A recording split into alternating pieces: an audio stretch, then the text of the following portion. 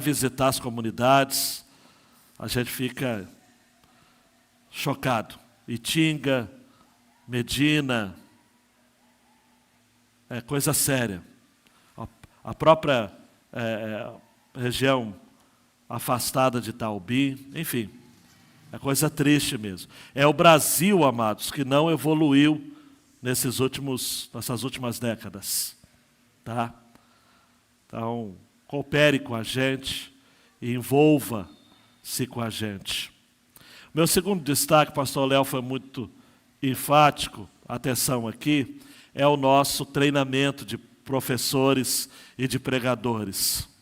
Débora ficava no meu pé, de maneira assim, obviamente respeitosa, mas insistente, dizendo: amor, você faz treinamento, dá treinamento a pastores e líderes em tantos lugares. Olha só a palavra. Você precisa fazer isso aqui também. Então vamos fazer. Então quem se inscreveu, ou vai se inscrever, já começa a ler a carta de Paulo a Tito. Leia pelo menos 5 vezes essa semana. Como a carta é pequena, você vai ler umas 50. Leia. Chegando aqui, a aula vai ser em cima, Helder, da carta de Paulo a Tito. E nós vamos, de 9 da manhã até as 15 da tarde, destrinchar essa carta e trazer realmente o sentido dela, das Escrituras, para nós. R$10 não paga o almoço. A igreja está subsidiando o seu almoço. E você vai ter a melhor comida que você poderia ter de todos os tempos aqui. Eu lhe garanto isso. Então venha, 9 da manhã, às 15 da tarde, com almoço incluído, a R$10. Meu queridão, minha queridona, aproveite e muito. Atenção você também. Repito, pastor Léo avisou bem, não estou dando nenhum tipo de correção, é um destaque. 1ª e 2ª Tessalonicenses, gente, são 2 cartas gêmeas, período bem curto entre uma e outra. Eu até chamo de gêmeas siameses, que fala sobre o impacto, o poder da esperança. A fé, o amor, a fé operosa, o amor, mas culminando na esperança. E nós vivemos em um tempo, amados, que a gente precisa de esperança. Olhe para mim, senão a gente fica louco. Então, Tessalonicenses, meu queridão, olha, vem para cá na quinta-feira. Eu entendo quem não vem no culto de quinta, porque está trabalhando no mesmo horário. Mas você que arruma um outro compromisso para quinta, olha, você está perdendo muito. Culto de quinta é um culto mais curto, é um culto de menor duração, eu prego menos tempo, é direto, é objetivo. Então vem para cá, vem de uniforme de trabalho.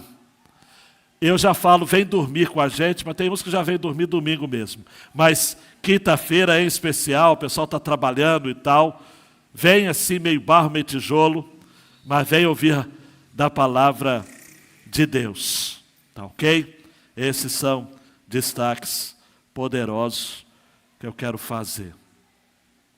Abra sua Bíblia em 1 Samuel, capítulo 13.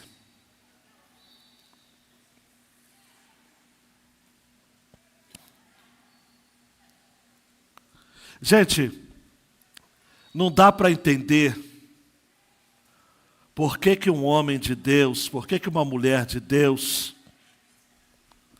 depois de ter, preste atenção, experiências com Deus, simplesmente se afasta de Deus. Eu tenho 31 anos de ministério, completei na semana passada. Na quinta tivemos uma lembrança aqui muito carinhosa da igreja. Isso ainda não entra na minha cabeça. E olhe para mim, eu não estou falando de gente que se afasta porque vai para o mundo, não. Porque tem gente que se afasta e continua na igreja. Tem gente que se afasta e ainda está aqui. Mas o coração, olha, está distante.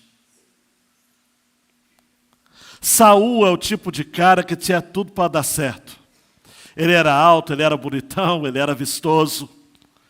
Ele havia sido escolhido, pedido a Deus pelo povo, mas escolhido por Deus. Havia sido reconhecido publicamente.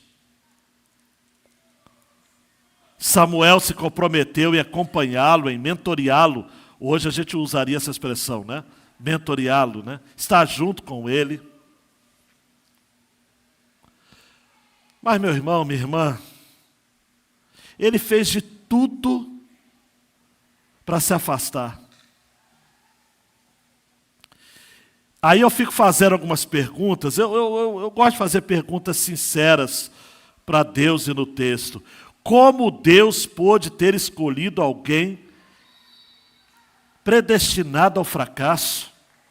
Estou sendo sincero, eu faço essa pergunta. Uma outra. Por que Saul, a despeito de tudo que ele viveu e experimentou, insistia em transgredir regras? Você já conviveu com pessoas assim, que amam transgredir regras? Eu ouso dizer, amados, que o chamado de Deus para Saul é tão incompreensível para a mente humana quanto o chamado de Jesus para Judas Iscariotes ser discípulo. Nós vamos acompanhar a partir de hoje, capítulo 13, até o capítulo 29, um caminho de decadência, de descida de Saul, até ele cruzar um ponto que eu chamaria de ponto de não retorno. Nós vamos considerar juntos aqui aos próximos domingos, como que Saul, por exemplo, ele entrou em uma espiral destrutiva, que levou à sua rejeição completa por Deus. E como que é possível printar na história de Saul o fato dele ter se tornado distante do coração de Deus. Em Saul, preste atenção aqui, nós vamos encontrar medo, inveja, homicídio, falso juramento, profanação do sagrado, necromancia. Nós vamos chegar lá. Uma sessão espírita na Bíblia. Só é registrada uma sessão espírita na Bíblia por conta de quem? De quem? De Saul. Nós vamos ver aqui.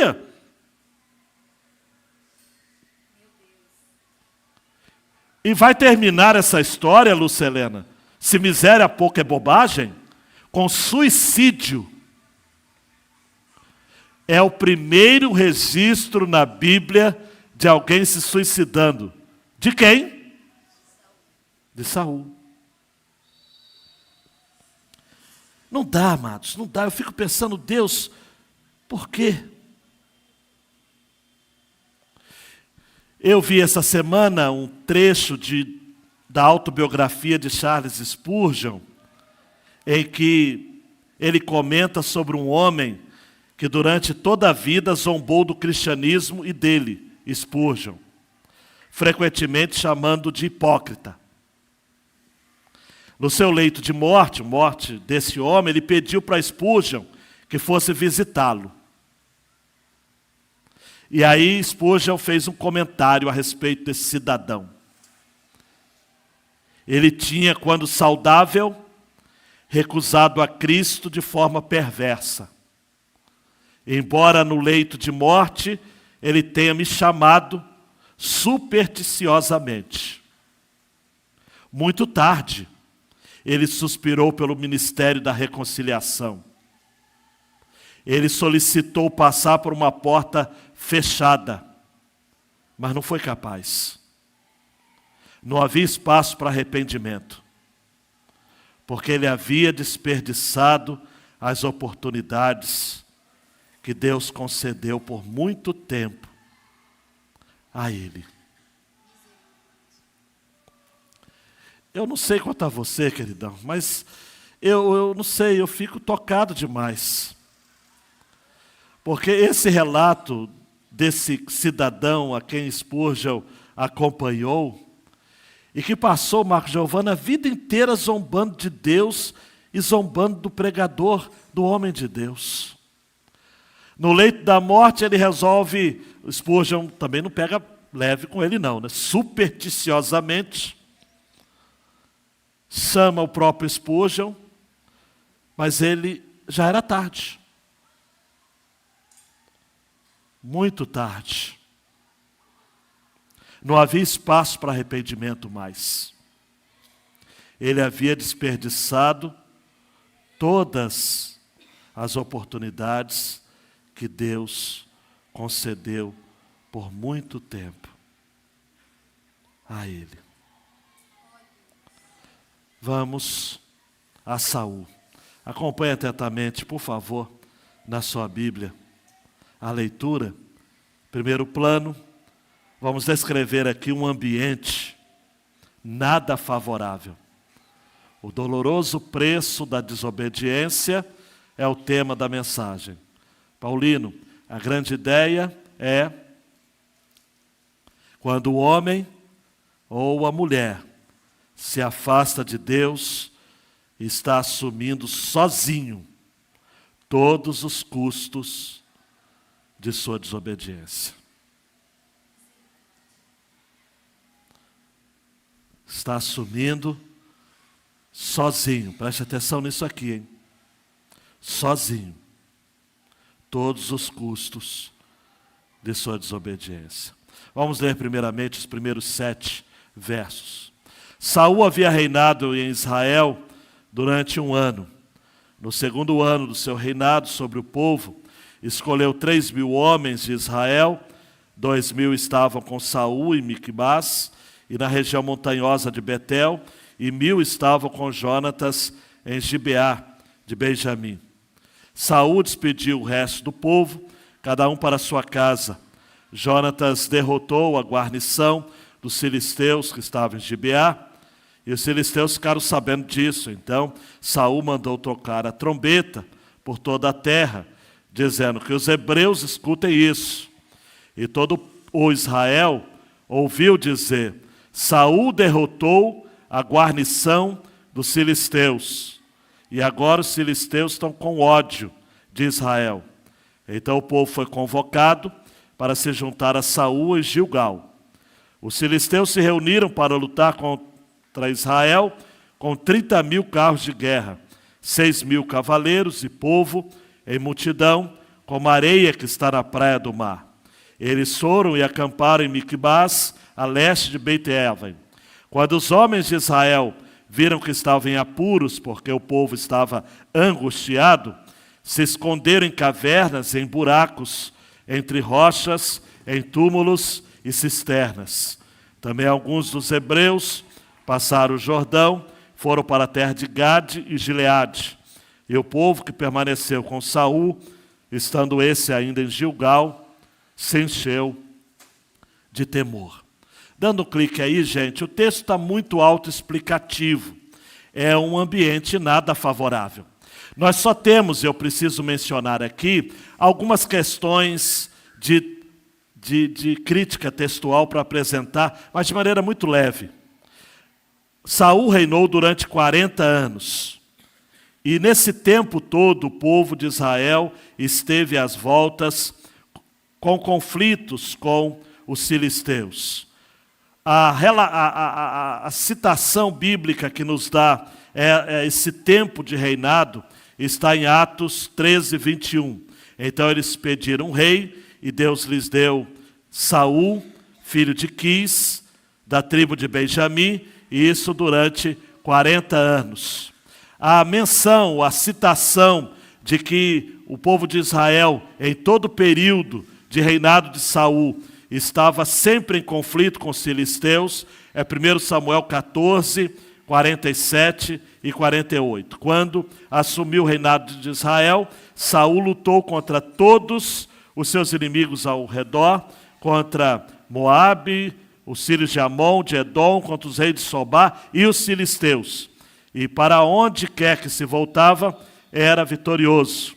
Lutou com coragem, derrotando os amalequitas, libertando Israel das mãos dos que os saqueavam.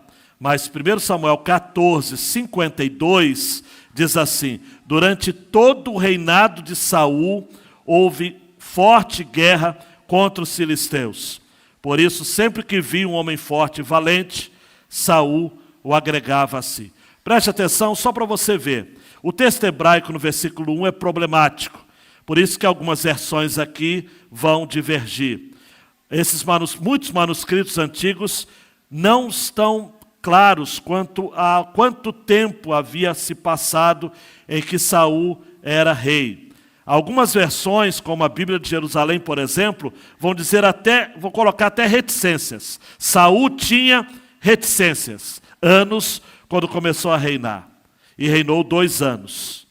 Já a maioria das nossas versões coloca de que ele havia durante 1 ano reinado e no 2º ano aconteceu esse episódio. É muito interessante que o quadro aqui dessa batalha, olhe para mim, é desolador, não é? O outro detalhe também que de divergência na tradução é o versículo 5, quando fala de que os filisteus se reuniram para lutar contra Israel com 30 mil carros de guerra. Quem está com a NVI aí, está escrito 3 mil. Tá? 3 mil. Tudo leva a crer que nessa confusão de números, a NVI acertou. Até mesmo porque há uma lógica, né? São 3 mil carros e 6 mil cavaleiros. 2 cavaleiros em cada carro. Então me parece que esse 30 que está sendo colocado aqui seria um equívoco textual. Mas isso não vem ao caso. O que vem ao caso é de que havia muito mais gente entre os filisteus, porque Saul estava no versículo 2 com 3 mil de Israel, 2 mil com Saul e 1.000 com Jonatas. E aqui nós encontramos então uma desolação, porque, gente, é um contexto absurdo, porque eles tinham cavaleiros, carros de fogo, cavaleiros, de tal modo que o povo estava se escondendo. Repare comigo, no versículo 6 e 7, quando os homens de Israel viram que estavam em apuros, se esconderem que, gente? Cavernas, buracos, entre rochas, em túmulos e cisternas. Olhe para mim, você entende uma situação dessa? Em absoluto? Eles estavam completamente perdidos. Israel, amados, para fazer jus àquilo que Isaías vai dizer no capítulo 42, era um povo roubado e saqueado, trancados em cavernas, escondidos em cárceres, feitos prisioneiros, sem ninguém que os livrasse, eram levados como despojo. Olhe para mim, queridão e queridona. Tudo por conta da desobediência. Há um preço a ser pago quando um povo obstinadamente decide fugir da face do Senhor.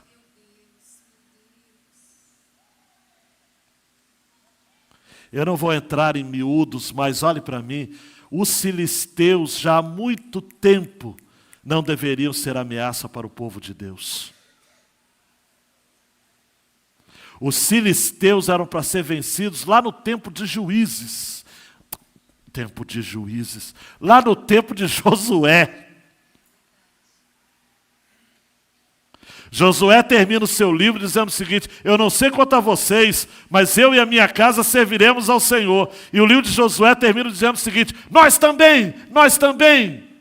Aí Juízes começa dizendo o seguinte: depois daquela geração, a morte de Josué, surgiu uma outra geração que não conhecia nada, William, nada acerca do Senhor. É aquilo que Mark Dever fala, não é? Uma geração conhece o Evangelho. A outra geração conhece os efeitos do Evangelho. E a outra geração não conhece nada do Evangelho. Eu me preocupo com essa geração de crentes atual. Eu me preocupo. Porque nós viemos de uma geração, amados, dos nossos pais, dos nossos avós. Minha gente, a turma era crente de verdade mesmo. Eu até brinquei com uma irmã essa semana, que eu tenho essa liberdade para ela, conheci alguém da família, eu disse o seguinte: olha, sua tia é crente de verdade. E ela falou assim: pastor, ela e minha mãe são frutos do testemunho da minha avó. Eu falei: então, sua avó é crente de verdade. Era, não era? É. Sua mãe e sua tia são crentes de verdade. E você está mais ou menos assim? Não, misericórdia, pastor. Quais são, amados, os legados que nós vamos deixar de fé, amados, para as nossas gerações? Olhe para mim, gente. Eu lembro do Antônio Marins, meu avô paterno, diácono baptista da Segunda Igreja Batista de Mazomba, Itaguaí. Homem bravíssimo, diácono à moda antiga. Veio meu pai, Antônio Francisco Marins Filho. Foi para o ministério pastoral, completando este ano 51 anos de ministério. Agora eu, Ezequias Amâncio Marins, estou na caminhada. Eu tenho que deixar uma herança para o João Marcos Fritz Marins. Ô, João Marcos, fica de pé, meu filho. Desperta, meu filho. E vai vir o outro. Olhe para mim. Você tem levado a sério isso? Essa geração aqui está colhendo essa vergonha, está tendo que se esconder em caverna, buraco, rocha, túmulo, cisterna, porque os seus antepassados haviam abandonado o Senhor. Você está comigo? Aqui não é uma questão de guerra, aqui não é uma questão metodológica, ou uma questão de guerra, de números, de tecnológica. É uma questão de fé. Olhe para mim. Faltou fé. E aí eu ouço no meu ouvido agora o Senhor Jesus dizendo: e quando eu voltar, porventura eu vou encontrar fé na terra? Está comigo? Não se perca não. O custo, grande PJ. Crente de terceira geração, PJ. Nem vou falar muito. O custo de uma decisão errada. Agora pegou, hein? Pequenas decisões, pequenas escolhas, grandes tragédias. Queridão, queridona, você não precisa pecar coisa grande, não. Tem gente que acha que, não, eu só vou pagar se eu pecar um pecadão assim, graúdo. Não, não precisa pecar pecadão graúdo, não. é uma coisa pequena. Pode ser uma coisinha pequena, um pecadinho, um pecadinho. Você vai ver o que aconteceu aqui. Vamos ao texto. 8 em diante. Saul esperou 7 dias, segundo o prazo determinado por Samuel. Mas, que miséria demais. Como Samuel não vinha a Gilgal, o povo foi se espalhando dali. Então Saul disse: traga-me aqui o holocausto e as ofertas pacíficas. E ofereceu o holocausto. Mal tinha ele acabado de oferecer o holocausto, eis que chegou Samuel. Saul saiu ao encontro dele para o saudar. Samuel perguntou: o que você fez? Saul respondeu: vendo que o povo ia se espalhando daqui e que você não vinha no prazo combinado, e que os filisteus já tinham sido ajuntados em Miquimais, eu disse comigo. Ele pediu conselhos para ele mesmo. Olha o Saul sendo Saul aqui. Agora os filisteus irão contra mim, Gilgal, e ainda não busquei a face do Senhor. Gente, ele é até espiritual. Assim, forçado pelas circunstâncias, repita comigo: forçado pelas circunstâncias. Cuidado para você não tomar decisão, meu jovenzinho, forçado pelas circunstâncias. Oferecia holocaustos. Então Samuel disse a Saul: você cometeu uma loucura, não guardando o mandamento que o Senhor, seu Deus, lhe ordenou, pois o Senhor teria confirmado para sempre o seu reinado sobre Israel. Mas agora o seu reinado não subsistirá. O Senhor buscou para si um homem segundo o seu coração, e já lhe ordenou que seja príncipe sobre o seu povo, porque você não guardou o que o Senhor lhe ordenou. Então Samuel se levantou e foi de Gilgal a Gibeá de Benjamim. Saul contou o povo que estava com ele, eram cerca de 600 homens. Se você prestar atenção na leitura, ele tinha 2.000. Agora ele está com 600. Saul e o seu filho Jonatas e o povo que estava com eles ficaram em Gibeá de Benjamim, enquanto os filisteus estavam acampados em Miquimais. Os saqueadores saíram do campo dos filisteus em 3 tropas. Uma delas tomou o caminho de Ofra, a terra de Sual, a outra tomou o caminho de Bet-Heron, a terceira o caminho de onde se avista o vale de Zebuim, na direção do deserto. Ora, em toda a terra de Israel não havia um único ferreiro, porque os filisteus tinham dito para que os hebreus não façam espadas nem lanças. Por isso, todo Israel tinha de ir aos filisteus para amolar as lâminas dos arados, as enxadas, os machados e as foices. Os filisteus cobravam dos israelitas, olha o tarifaço, né? Cobravam dos israelitas 8 gramas de prata para amolar os fios das lâminas e das enxadas, e 4 gramas de prata para amolar machados e agulhadas.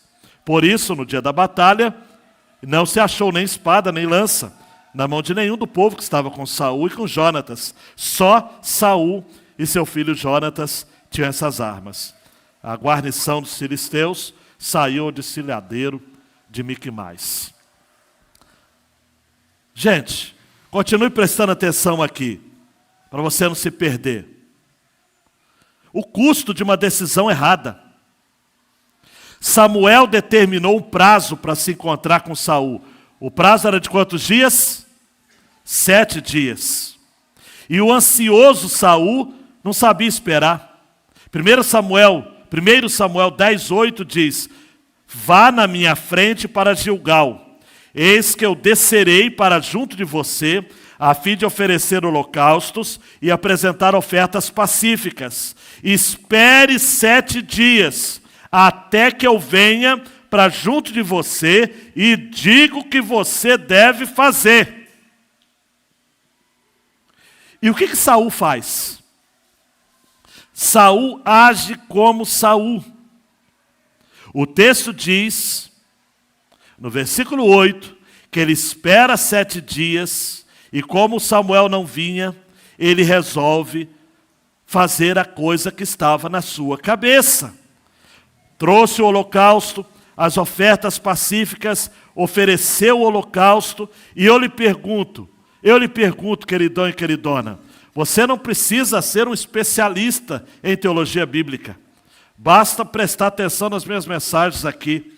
Saul tinha autoridade, autorização divina para prestar sacrifícios? Tinha? Não. Mas a justificativa que ele apresenta é uma coisa horrorosa.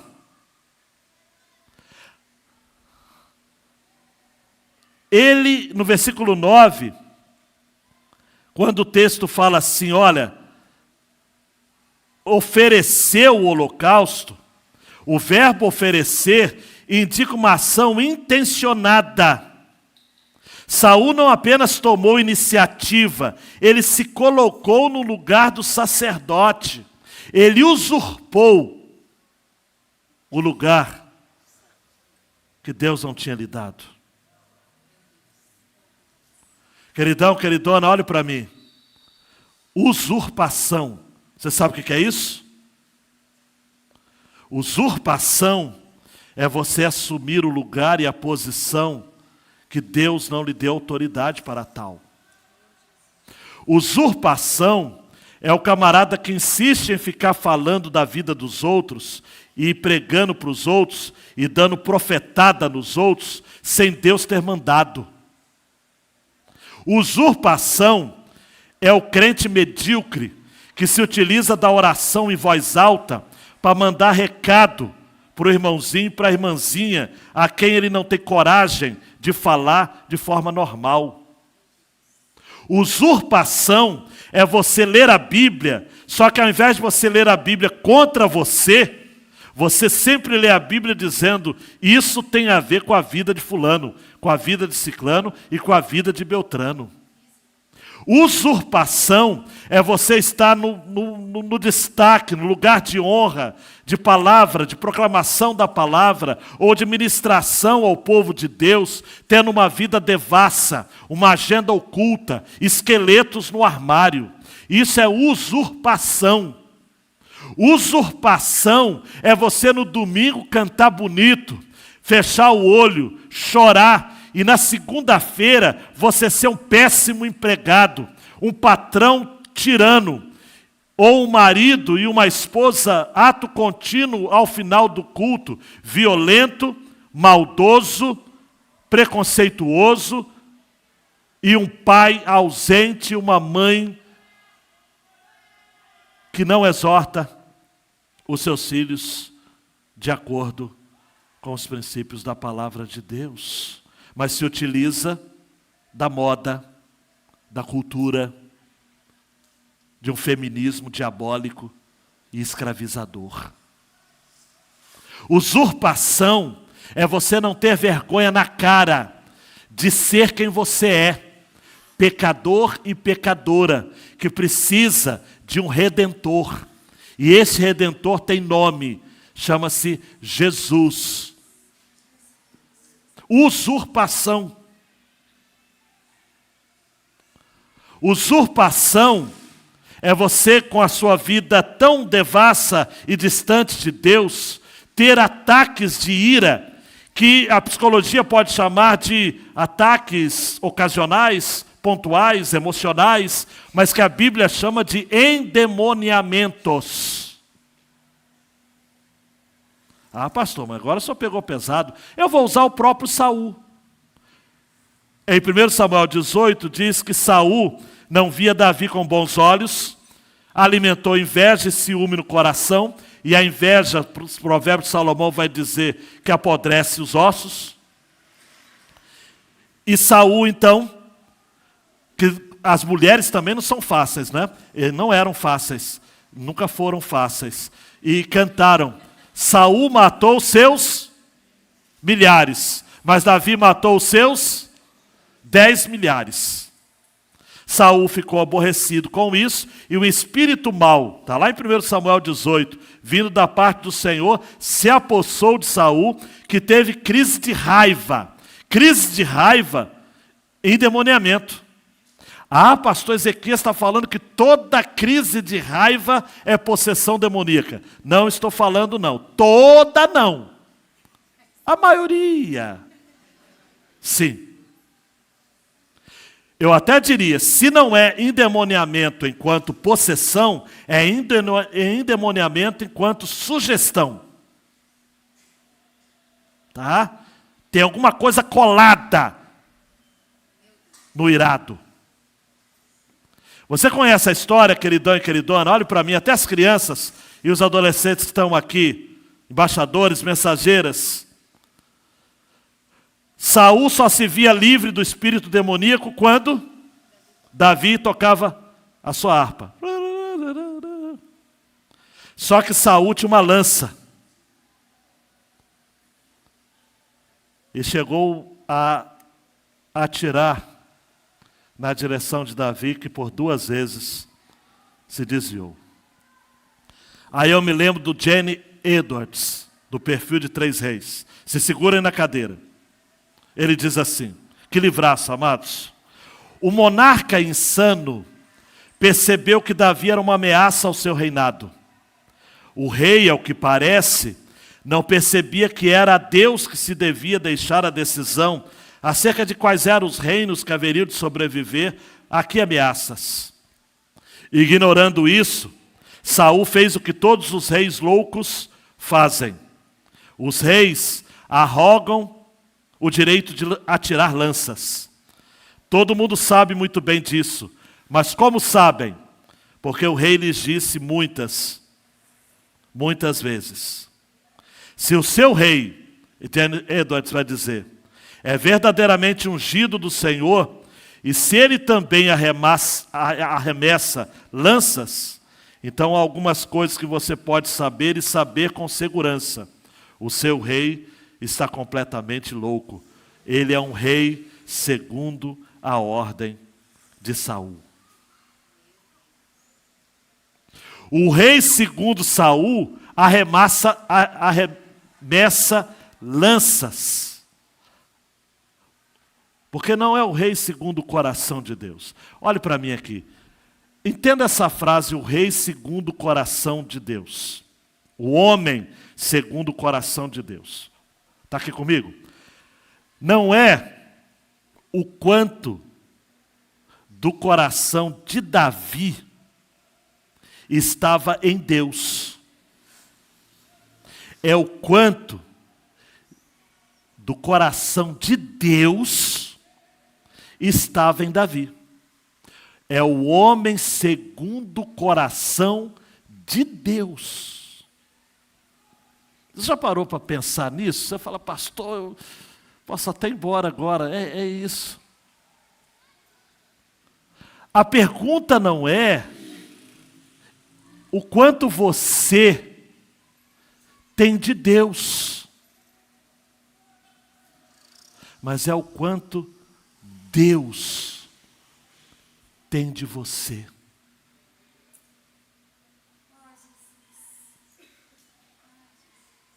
Saul era louco. Samuel chega e diz o seguinte: você agiu loucamente, versículo 13. A NA traduziu, você cometeu a loucura. O termo para louco aqui no original não é apenas uma questão de erro estratégico, é uma insensatez moral. E Saul, queridão e queridona, dá até uma resposta gospel. Ele diz assim: agora os filisteus, eu disse comigo, os filisteus irão contra mim, e eu ainda não busquei a face do Senhor, e assim forçado pelas circunstâncias, ofereci holocausto. Queridão, vamos comigo aqui? Vamos comigo aqui? Eu ouço isso, ao longo dos 30 anos eu ouço isso. Pastor, eu tentei ser fiel no meu namoro, mas o contexto que ela vive, que eu vivo, é tão difícil, que forçado pelas circunstâncias, aconteceu. É isso que você está pensando. Pastor, eu até tento ter uma vida correta no trabalho, mas como todo mundo faz, existe um esquema que se a gente não entrar, a gente é até denunciado, eu posso até arriscar minha vida. ou da minha família. Então, forçado pelas circunstâncias, entrei no esquema.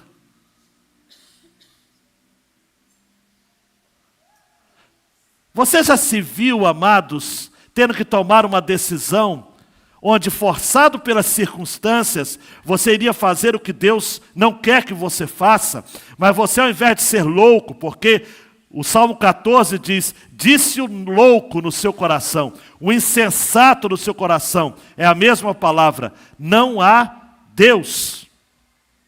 O problema de Saul e de tantos outros é que não se pode fazer jeitinho com as ordens de Deus. Mandamento se obedece, ponto final. Samuel disse para Saul, amados e amadas, versículo 13, olha, você cometeu uma loucura. E versículo 14, você poderia ter a sua ordem, a sua dinastia, a sua linhagem para sempre, mas o seu reino não vai permanecer não. Versículo 13, 14, porque o Senhor buscou para si um homem segundo o seu coração.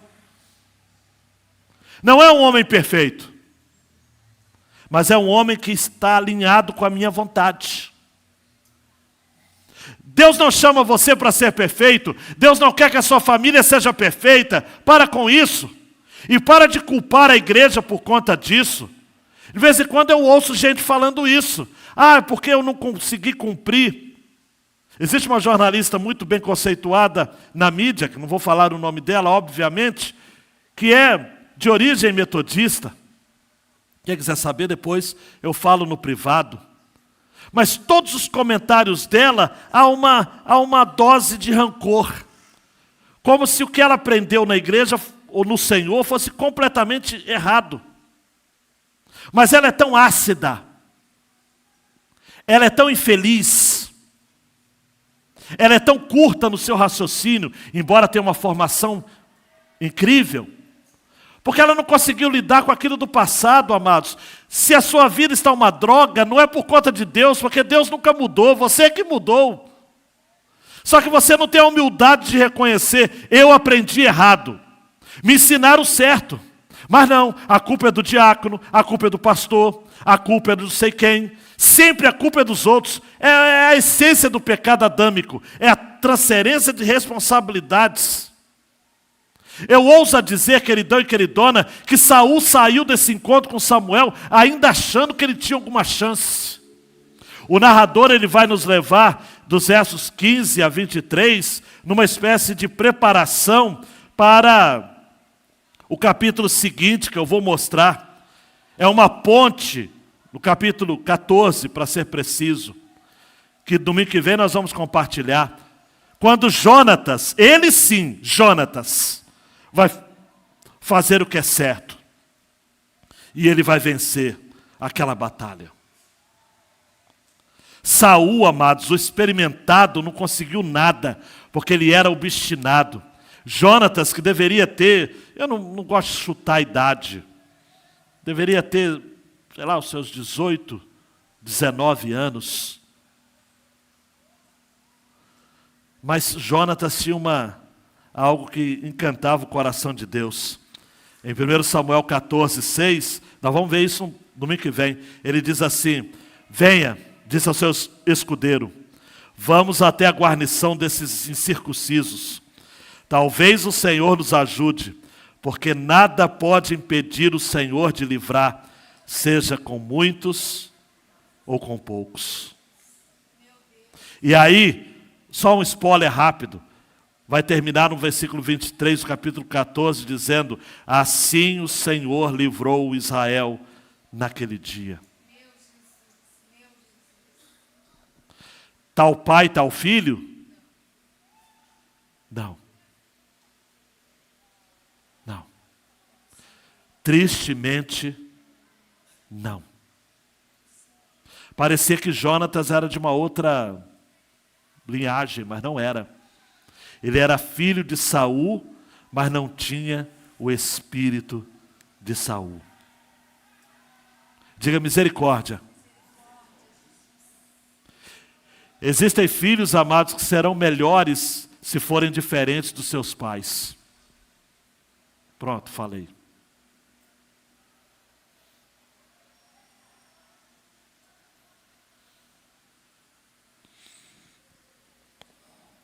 Claro que os filisteus tinham tecnologia. Versículos 15 a 23 diz que eles dominavam o uso do ferro.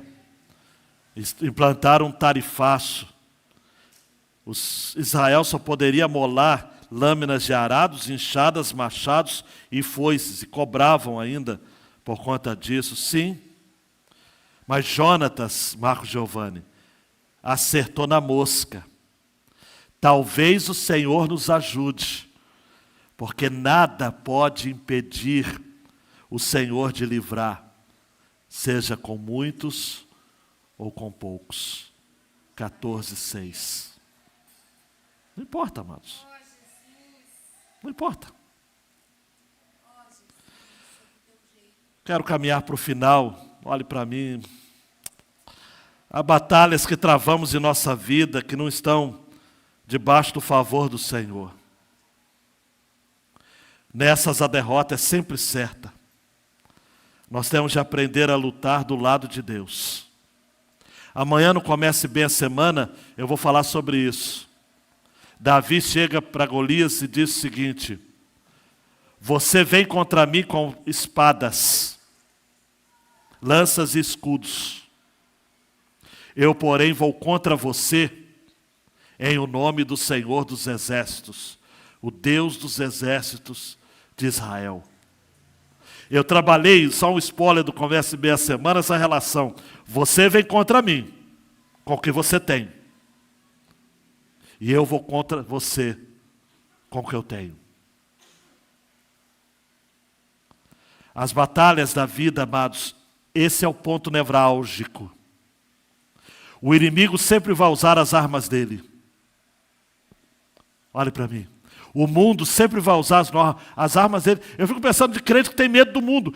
Crente que tem medo do mundo. Tem crente que tem medo do diabo. Gente, tem crente que, vou te falar uma coisa, hein? Atravessa a rua para não trombar com o diabo. Tem medo. Medo, pavor. Tem crente que tem medo do mundo.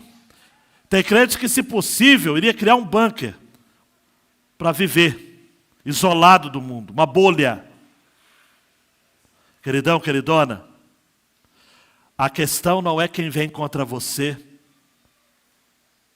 e nem o que quem vem contra você está usando. O que vai fazer diferença é o que você tem para lutar contra ele.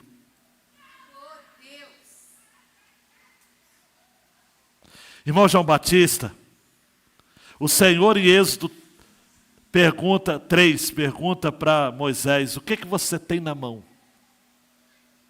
Eu tenho uma vara. Tá bom. Aí com a vara ele faz milagre, ele pinta os 7, amados, abençoadamente falando.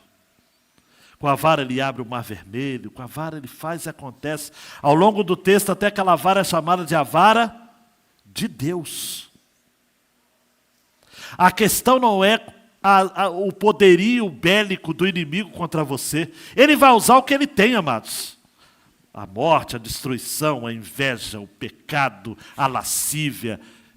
O diabo nunca vai deixar de ser diabo. A questão é o que você tem para lidar com ele. E aí eu aprendo com Davi: eu vou contra você no nome do Senhor dos Exércitos. Gente, a gente só tem o nome de Jesus. A gente tem a Bíblia. Eu sou batista desde pequenininho, cantava na IBF, na IBD. Leia a Bíblia e faça a oração. Faça a oração, faça a oração. Leia a Bíblia e faça a oração. Se quiser crescer. Aí tia, se quiser crescer, se quiser crescer. Era isso, é o que a gente tem. Gente, eu sou de uma geração, e olha que tem gente aqui, que são 2, 3 gerações atrás de mim, que a gente nunca teve, amados, aspiração a poder político. Isso é coisa dessa turma de hoje. Eu não me lembro, Janaína, na minha geração, e eu queria ouvir depois as outras gerações, qualquer tipo de aspiração a ter vereador, a ter prefeito, a ter deputado, a ter senador evangélico, presidente evangélico. Eu nem ouvia falar disso. Eu ouvia falar da campanha de 1982, Só Jesus Cristo Salva. Lembra, Washington? Lembra. Era isso que a gente pensava, gente. Nos anos 60, eu sou dos anos 70, mas nos anos 60, com Billy Graham vindo no Brasil, os anos 70, os anos 80, a gente só pensava nisso, amados. Em algum momento, Lucas, pelo amor de Deus, em algum momento, a gente se perdeu e abandonou o propósito de trazer o reino de Deus para a terra, para trazer o reino da terra para a terra, de ser expressão de algum tipo de reinado aqui na terra. Nós invertemos aquilo que Jesus disse a Pilatos: o meu reino não é deste mundo, daqui eu não sou. É da geração de 90, dos anos 2000, que a gente vai ter isso. Nós precisamos ocupar os poderes do Brasil. Isso não era, gente, não era do nosso jeitão batista de ser. Nunca foi. Nosso jeitão batista de ser era sempre pregar o evangelho, abrir igrejas. E nós abrimos igrejas, amados, ponto de pregação. Eu já preguei em ponto de pregação, já preguei para 2, 3 pessoas, e evangelizando, e folheto. A gente só tinha isso como estratégia. Hoje o pessoal faz como... gente, está gravando, mas eu vou falar. Eu assumi Conceição de Jacareí em março. Passou um mês, um representante do prefeito me ligou, Léo. Eu falei, gente, não é possível. Pastor Ezequias, parabéns pelo seu trabalho na PIB de Jacareí.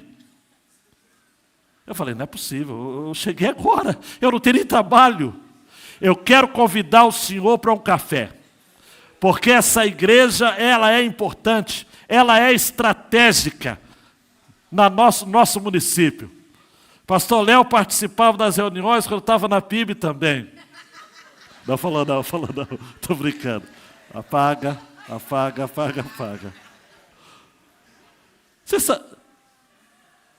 Eu confesso que eu fui educado com o representante do prefeito, mas eu falei, gente, não é possível.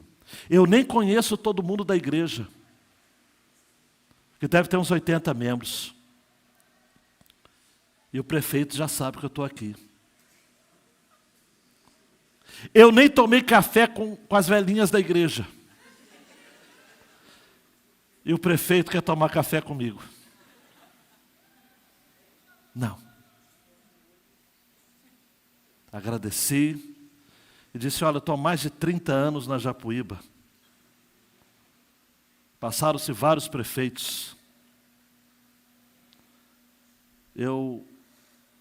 Minha participação na comunidade, ela é uma participação pontual, de oração pelas autoridades e daquilo que o Estado tem legalmente para oferecer.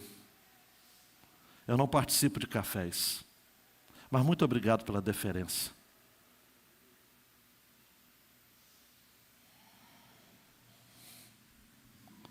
Não dá, amados. Nós só temos o Evangelho. Nós só temos o Senhor, a quem o Salmo 24 diz, quem é o Rei da Glória? O Senhor forte e poderoso. O Senhor poderoso nas batalhas. A última aplicação, gente, a precipitação. Atenção, jovens aqui. A precipitação faz com que os valores se curvem diante das necessidades.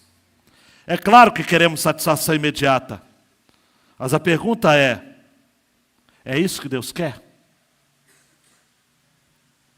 Mais tarde, amados, Samuel vai dizer a Saul, 1 Samuel 15, 22, será que o Senhor tem mais prazer em holocaustos e sacrifícios do que obedecer a sua palavra? Eis que obedecer é melhor do que sacrificar, e o ouvir é melhor do que a gordura de carneiros. Agora, Duda, Débora, Mateus, eu olho para esse texto e eu digo, nós precisamos de um rei. Mas um rei que não somente nos resgatará de nossos inimigos, mas também de nós mesmos. Nós precisamos de um rei que pode tomar nosso pecado e nos libertar da nossa escravidão aos desejos pecaminosos. Nós precisamos de um rei que obedeça a Deus em todas as circunstâncias, até mesmo quando posto sob pressão de circunstâncias desfavoráveis.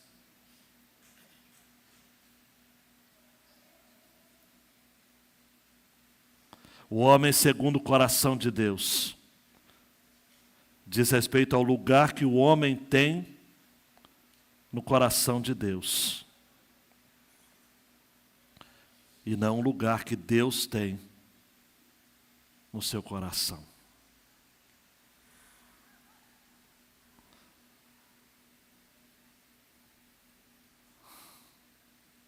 Não é quanto você tem de Deus, é quanto Deus tem de você. Por fim, a última frase, meu queridão PJ. Quando o homem ou a mulher se afasta de Deus, está assumindo sozinho todos os custos de sua desobediência.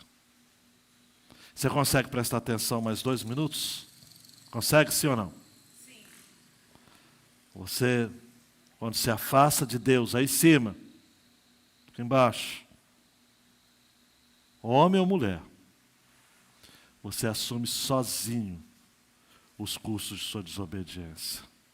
Por isso que nessa noite, Deus está dizendo para você, conta comigo então. Fala para mim. Se abre para mim. Ana Clara, se mostra para mim. Quero terminar com uma historinha que eu já contei aqui em outros momentos para vocês. Talvez eu vou trocar os nomes dos personagens. É uma história, eu tinha ela por escrito e vou citar aqui de memória. Pedrinho estava brincando com uma atiradeira, o estilingue, né? Pá de um lugar, pá do outro, pá de um lugar. Estava na casa da avó. Casa da avó é uma maravilha, gente. Mas só que vó que é vó sempre tem jarro velho. Velho não, antigo. Jarro que passou de gerações e gerações. Hernandes, o Pedrinho está pá, pá, pá. Acertou o jarro. Ficou arrasado.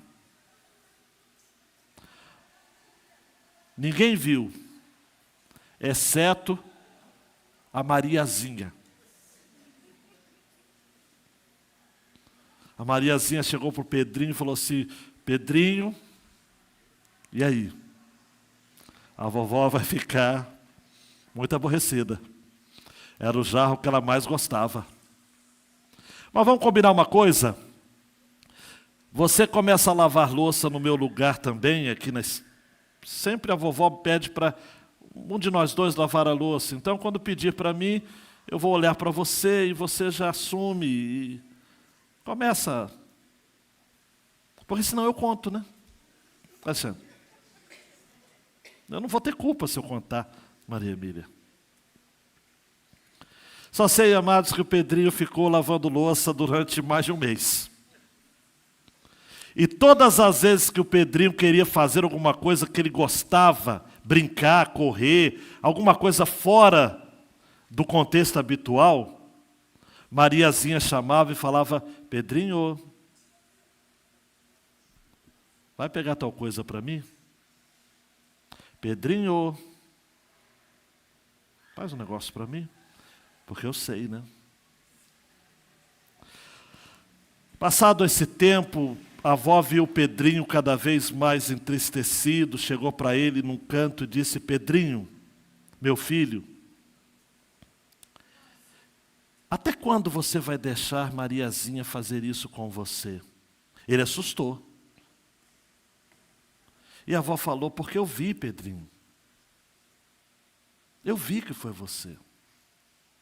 Mas eu fiquei aguardando esse tempo todo para ver até quando ia essa história. Pedrinho, eu estou vendo você triste, eu estou vendo você com febre, eu estou vendo você por que você não conta a verdade? Não é? É só contar a verdade.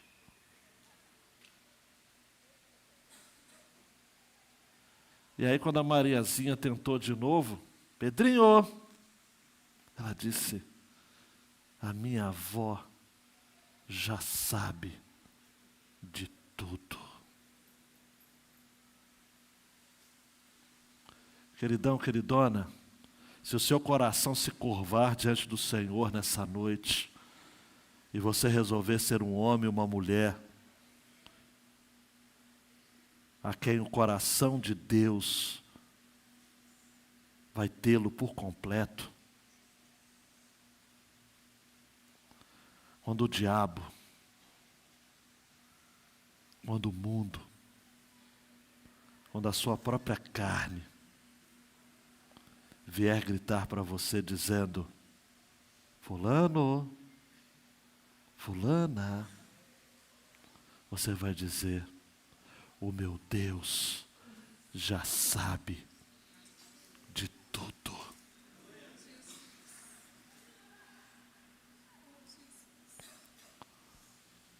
O meu Deus já sabe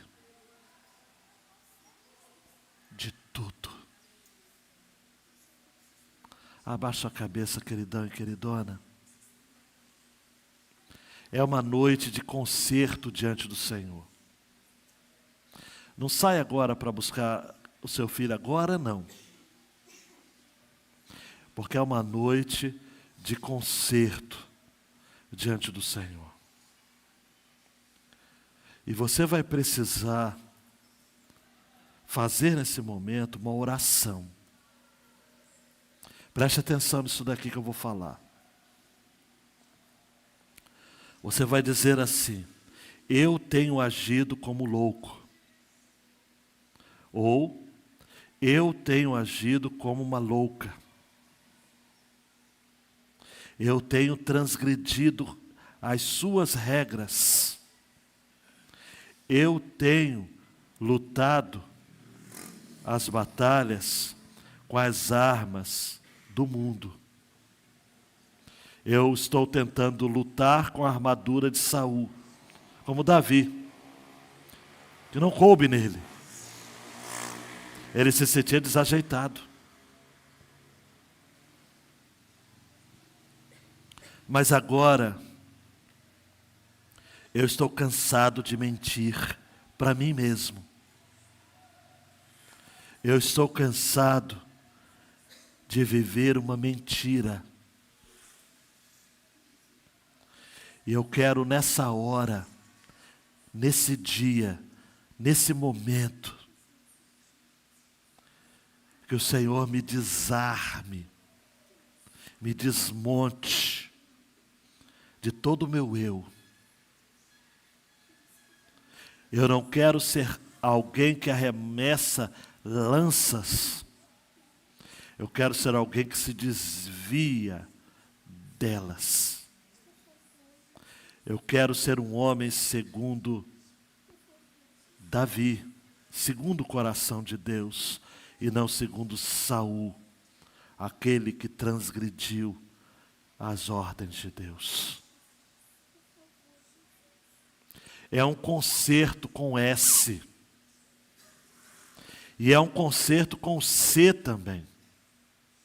É uma aliança. É um acordo que você está firmando com o Senhor. Você que está tão distante, você sabe disso. Você vem no culto quando não tem outra coisa mais importante para fazer. Você não prioriza as coisas de Deus. Você não vive segundo o coração de Deus. Você quer que Deus aceite as coisas de acordo com o que está no seu coração. E aí você precisa parar agora e dizer, o que eu estou fazendo com a minha vida? E o que eu preciso fazer, Senhor, para retornar ao seu caminho. E aí você vai colocar a mão no seu coração e vai dizer, Me coloca no seu caminho, Senhor. Me segure pelas minhas mãos, Senhor. Me direcione, Senhor, para o centro do seu coração. Me leve ao lugar de perdão e de graça. Me mantenha acolhido, reunido na congregação dos justos. Porque, como diz o Salmo 1, versículo 6, o Senhor conhece o caminho dos justos, mas o caminho dos ímpios perecerá. Você quer? Você está disposto a isso? Membro da igreja, queridão e queridona, você vai participar da ceia. Membro de alguma outra igreja evangélica em comunhão, vai participar.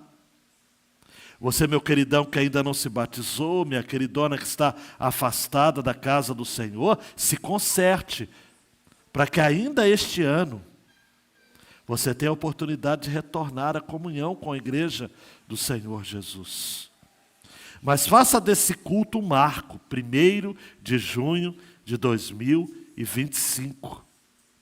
A data em que você decidiu parar de ser escravo de quem lhe lança em rosto aquilo que você fez no passado. Porque Deus viu. Deus sempre vê. E Ele provê perdão. E lhe dá uma nova chance.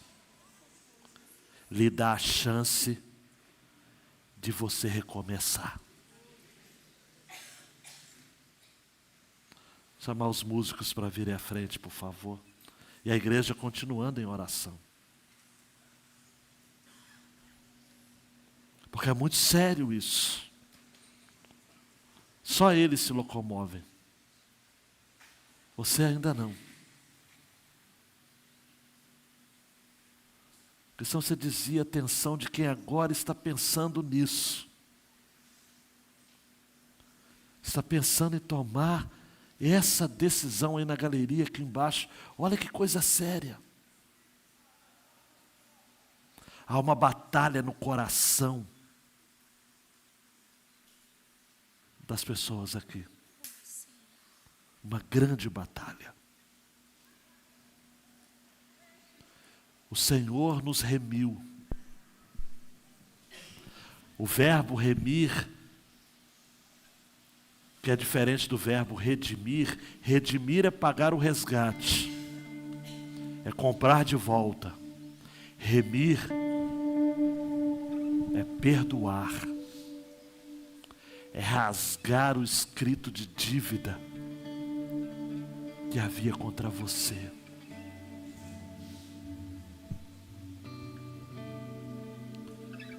Se levante, meu queridão, se levante, minha queridona. É isso que o Senhor quer fazer com você. Agora sim. Pode um pai ou uma mãe, não precisa ser os dois, por favor. Buscar o seu filho, sua filha. E os demais vão estar com a gente. E nós vamos cantar, refletir e participar da mesa do Senhor, queridão e queridona. Você olha para mim, você já imaginou que privilégio isso? Você agora é um filho que chega à mesa. Você que antes andava descalço como escravo. Você lembra de quando você chegou aqui? Quando você chegou para Jesus? Cara, e agora você está à mesa do Rei. E Ele chama você a participar desta ceia. Os irmãos e irmãs que foram batizados na última série de batismos, essa data vai ficar ainda mais marcada, 1º de junho de 2025, porque vai ser a primeira vez que vão participar do cálice e do pão. Só pegue se você for batizado, tá ok? em comunhão com a igreja do Senhor aqui ou outro lugar, mas em comunhão. E, gente, a classe de batismo já tem data para começar. Vai ser em julho. E você que não é batizado, olha, se eu fosse você, eu participaria dessa classe. Oh, Deus. Participe da ceia, amados. O Rei lhe chama para estar à sua mesa.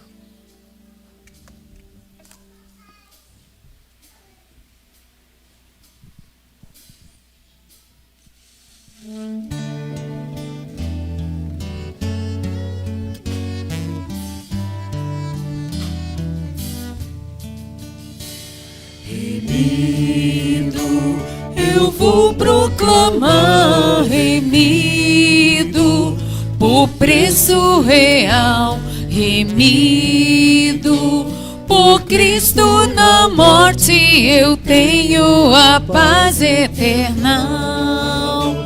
Remido, remido, no sangue purificador, remido, pra sempre por Cristo fui salvo por seu santo amor.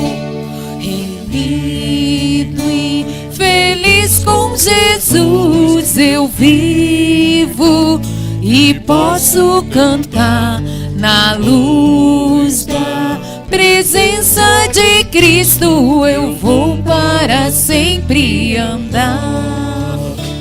Remido,